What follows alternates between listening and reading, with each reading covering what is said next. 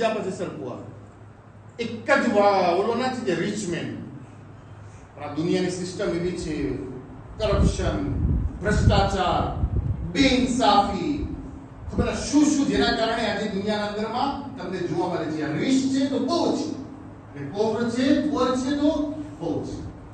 એનું કારણ છે. પણ જો હલાલની કનાલમાં કરો ને પાછું કોઈ દિવસ ના. ખેર, એને તો ફાયદો ઉપાડ્યો હુકુમતનો. આવતું તો માં આટલું એનું ને આટલું હુકુમત કરતા કરતા કરતા રીચ થઈ ગયો, બહુ પૈસાવાળો થઈ ગયો. હવે એ કરાતમાં જે વઝીર હતો, મિનિસ્ટર હતો, એને વિચાર કર્યો કે આટલું જે હું બનાવ્યું, કેના પૈસાથી બનાવ્યું? લોકોના પૈસાથી, હુકુમતના પૈસાથી. જો કે મારા નથી. પોતાના એબને ગોઈતો, પોતાની ભૂલને શું કર્યો? કબૂલ કર્યો. ઘણી ફેર તો ઇન્સાનને કહેવતા, ભાઈ તારી ભૂલ છે, ભૂલ કબૂલ ના કરે, એના અંદરમાં તવજીહ કરે.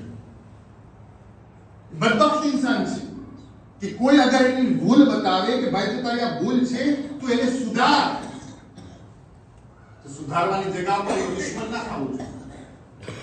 આને પોતાના નફસની પોતાની ભૂલને સ્વીકારી કે આ ચીજ મારી નથી.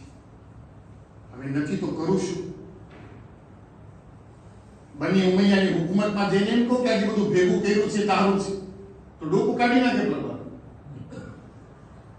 રસ્તો શું આનો? ખૂબ વિચાર કર્યો સુતા સુતા. પછી એમ થયું કે લાઈને પાડોશમાં અબુ બસીર રહે છે, જે છઠ્ઠા ઇમામનો કોમ્પાનિયન છે. પોસિબલ છે એને વાત કરું, એ જઈને સાદિકને સાદિક આલે મોહમ્મદને વાત કરે, અને આમાં કઈ રસ્તો નીકળે.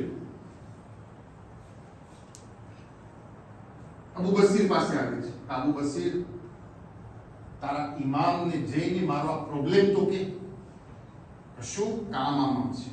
ઠીક છે, મારા ઇમામ પાસે જાઉં છું. અબુ બસીર જાય છે, ઇમામથી વાત કરે છે, આખા પ્રોબ્લેમની કેને આવી રીતના છે. બોલા આનો રસ્તો શું? સાંભળજો બરાબર. છઠ્ઠા ઇમામ કે છે આનો રસ્તો એક જ છે કે જેટલું એને હરામનું ભેગું કર્યું છે